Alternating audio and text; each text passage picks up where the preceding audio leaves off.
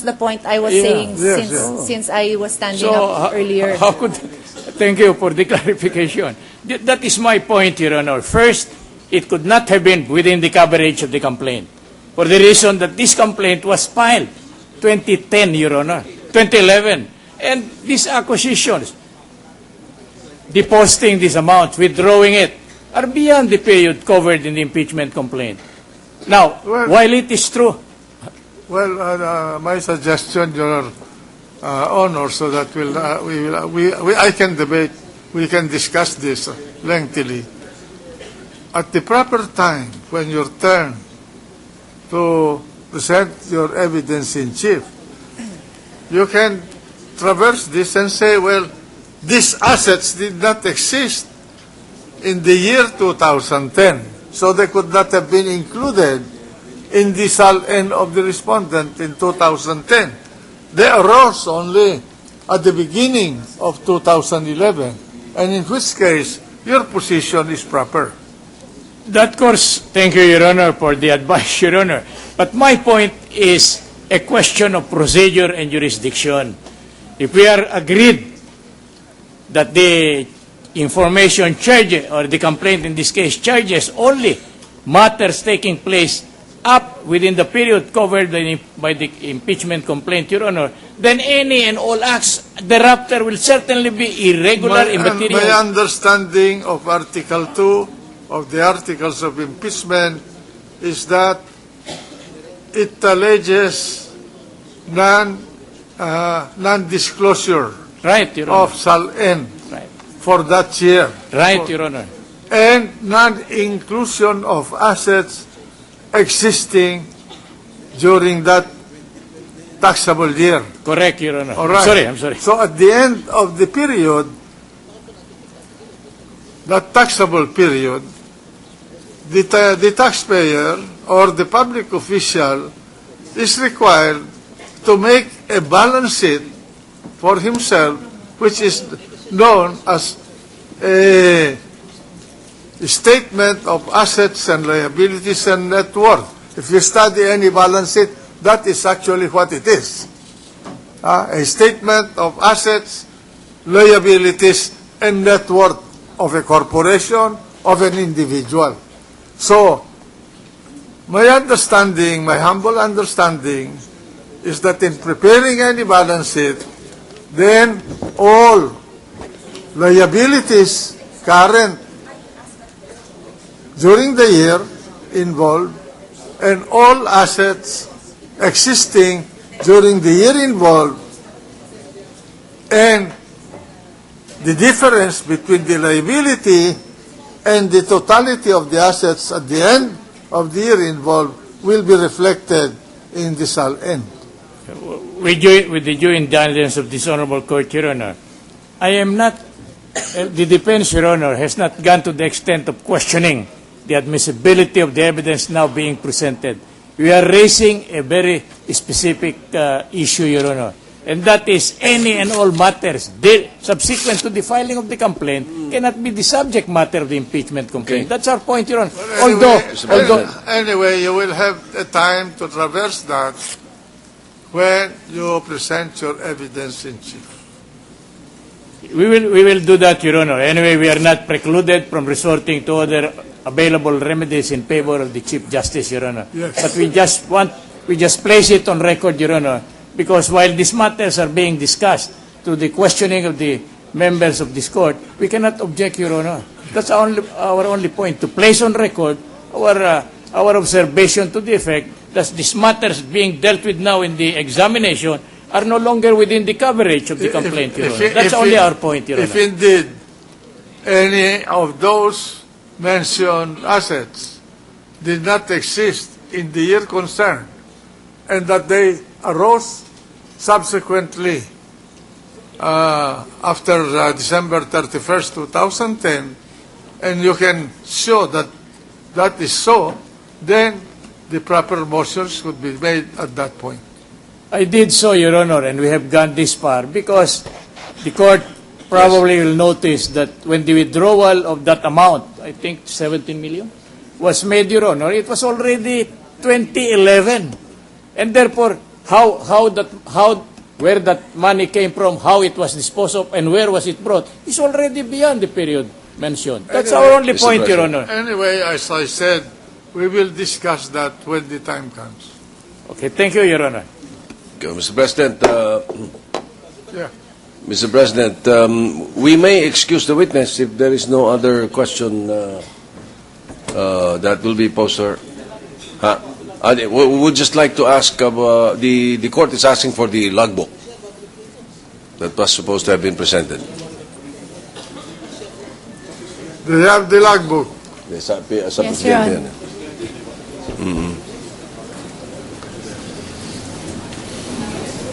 Ano gagawin natin dito na?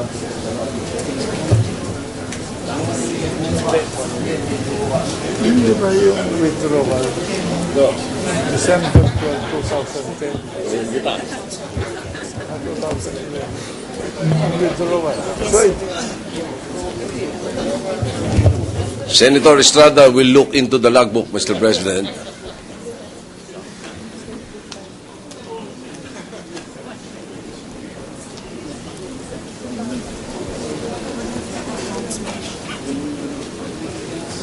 Yung BP.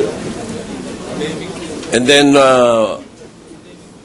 then finally, also the original that was asked of the signature cards, original that can be compared, asked of the president, the PS Bank president.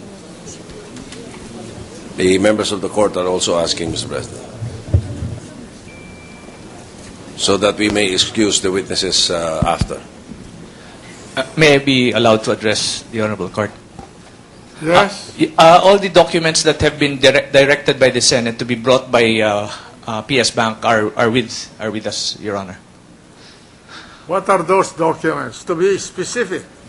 The logbooks of the those that have access to the vault in PS Bank Katipunan branch, the original signature card that was supposed to be compared with Annex A of the request for subpoena of the prosecution.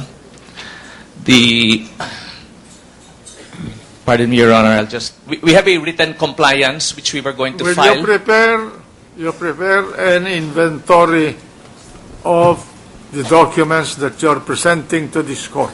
We do have it with submit us. it formally for the record and guidance of this court. We do have it already, Your Honor. Precisely. Yes, sir. Yes, now, Your Honor. May I recall the president of the bank to the witness stand if we are through with this witness? Yes, we may excuse Ms. Johnson. Because Mr. President. the presiding officer would like to clarify certain points.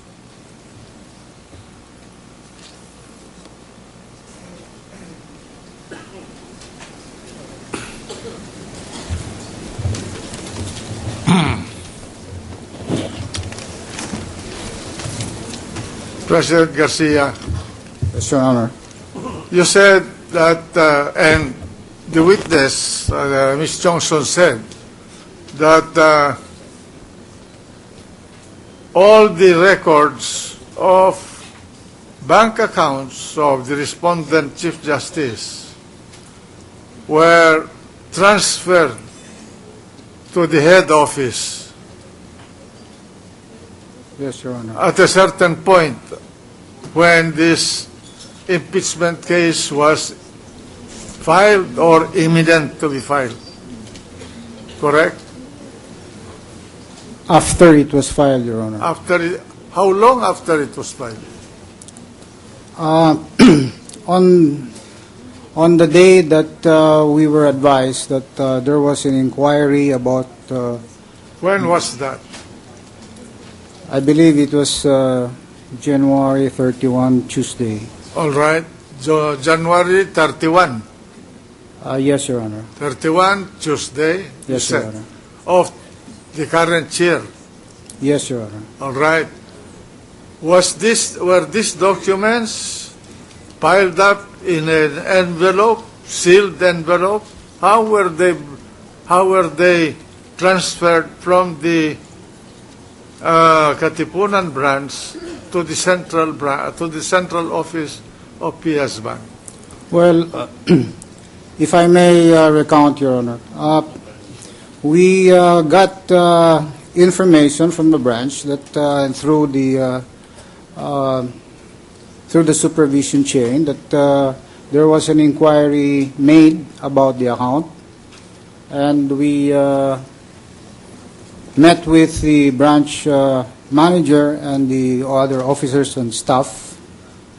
I personally was there on that day. Will you repeat what you said? We immediately asked them to control the documents. Who are they? The branch officers, Who are those branch officers that you asked?